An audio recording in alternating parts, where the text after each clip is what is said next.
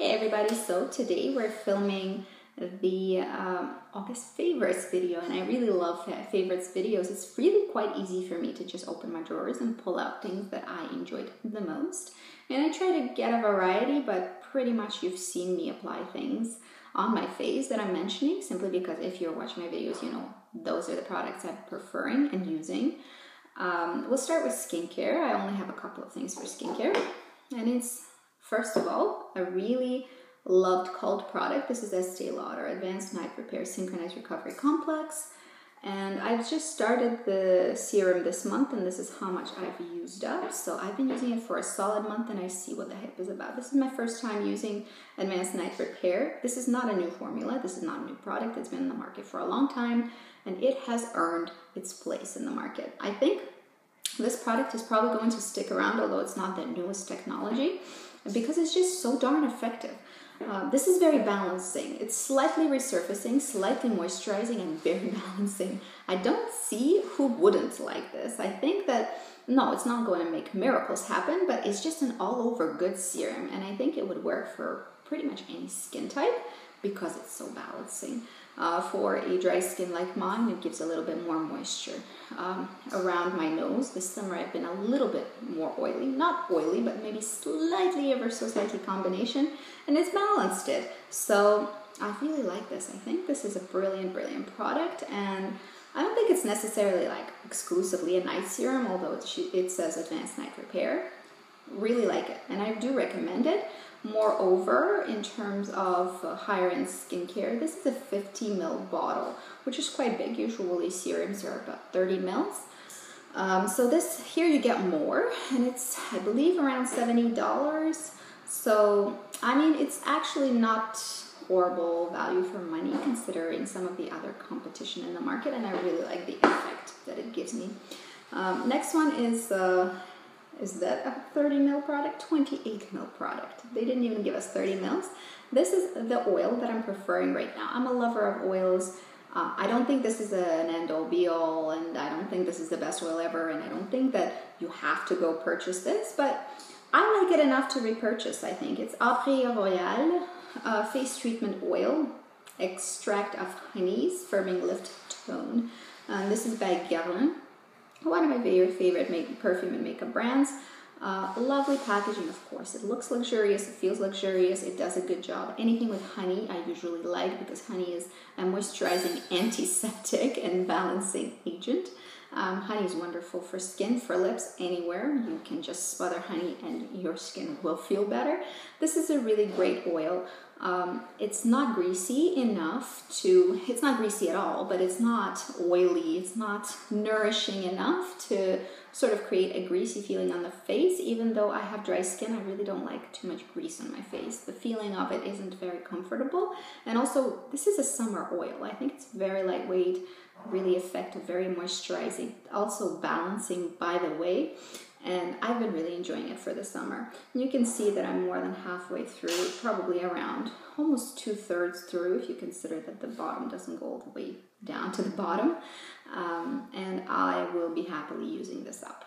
And next we have one of the very few budget-friendly things that I usually mention. I am normally disappointed with budget-friendly options most of the time, barring a few really lovely exceptions. This being one of them. This is actually washed. It's slightly stained because I've been just using it a ton. You see, there's my blush right there. And that's a stain that doesn't come out. So this is a Real Techniques complexion sponge. And I claim officially that I like it more than a beauty blender. I still have one backup beauty blender left. So after this is done, I'll move on and use that one up. But I love sponges. And this is better than the beauty blender. It has a lot of bounce. It doesn't soak up a ton of product. I would say it's a little bit more bouncy than the beauty blender, and I enjoy that. And I like the shape of it much better. This flat edge is really lovely to blend over large areas. And you still get the little pointy bit here to get into the nose crease here, under the eyes, etc. And you can always use the really sharp edge to get under there as well. I like to use the sharp edge if I want to contour, so that way I have nice little blended contour, which I don't do much, but if I do, I like it for that. I think it's a lovely, well-designed sponge with really, really interesting, good texture. My favorite for sure. Again, half the price of the Beauty Blender. It's, I think, $9 or something like that where I live. So half the price of the Beauty Blender and better results, in my opinion. I think it soaks up less product as well. Speaking of foundations, we have the Dior Capture Total. I love this thing. It really looks like skin on my skin. It reminds me quite a bit of my favorite Guerlain Lingerie de Peau foundation. I think they're quite similar. It has skincare benefits in it as well, which is a big plus for me. It looks like skin. It's light to medium coverage buildable, moisturizing, and virtually undetectable if you don't want it to be detectable. Love. On my dry days, I believe I don't have to set it. It sets to a really beautiful satin finish and it doesn't really oxidize or travel. It wears off super gracefully. I really like that one. Then to a concealer. This came in some kind of a set, and I think it wasn't even my set. I think one of my friends from Montreal gave me this. And this is Boing and Lemonade duo from Benefit. And it came in some kind of a set, trial set. And it turned out to be too light for her, but perfect for me. Lemonade is really nice yellow corrector, and Boing is in 01, so this is the lightest shade.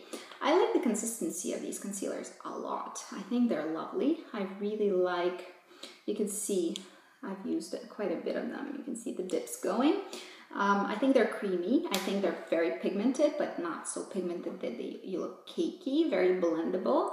And moisturizing even, but not too moisturizing, not as moisturizing as my Bobbi Brown corrector.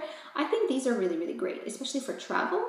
Wonderful. Really, really like those. I'll see if I'll repurchase them, but so far I've been loving those. This one is not for everybody. This is for light-skinned ladies like myself. I believe if you want to wear it on a dark skin, I think it can work as a cream highlight stick, but not as a blush, and I wear it as a blush.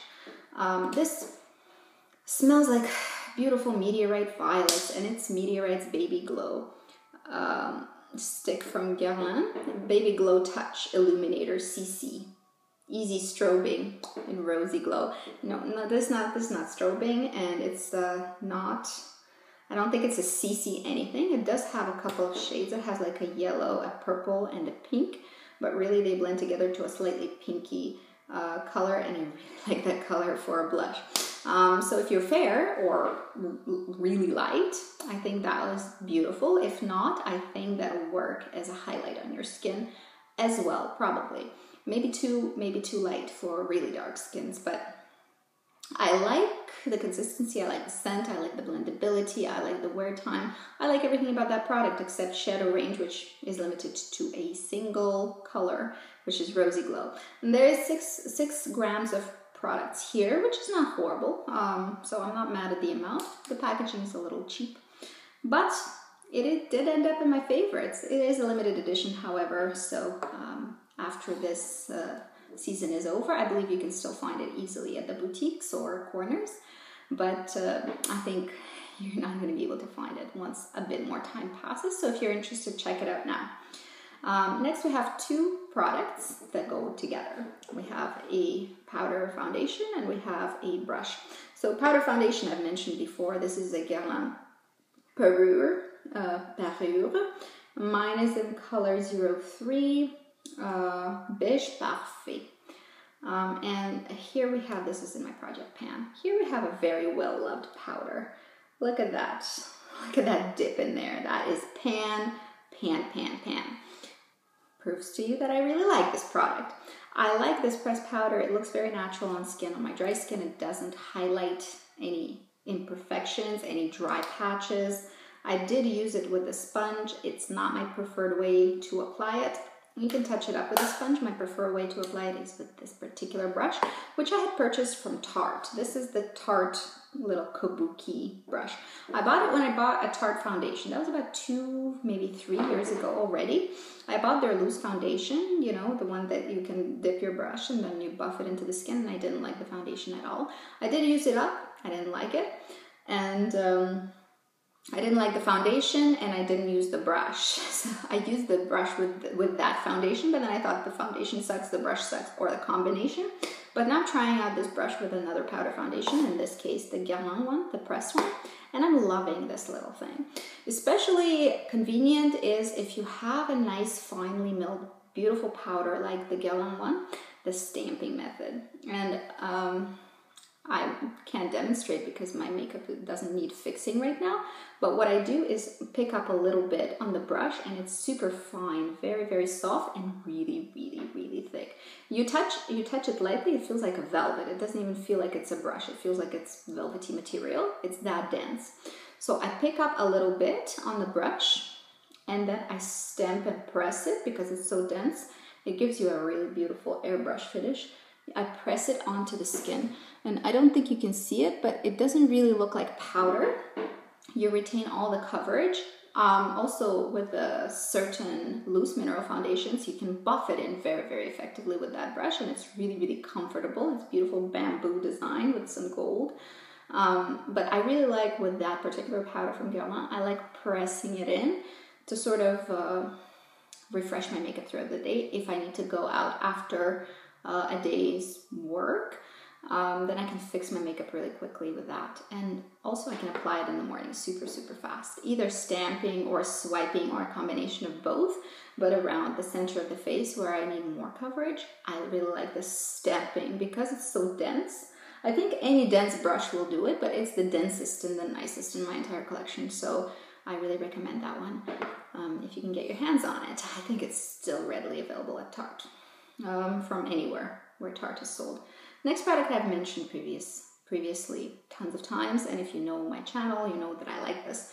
And this is my Meteorites, my palette, the one that is duty-free. You can always buy it. It's a permanent duty-free palette. I'm finishing up. Guess which product I'm going to talk about? It's the pressed Meteorites. I've spoken about that powder before a ton of times. It's very beautiful for dry skin. It is talc-based, but it doesn't look like powder on skin.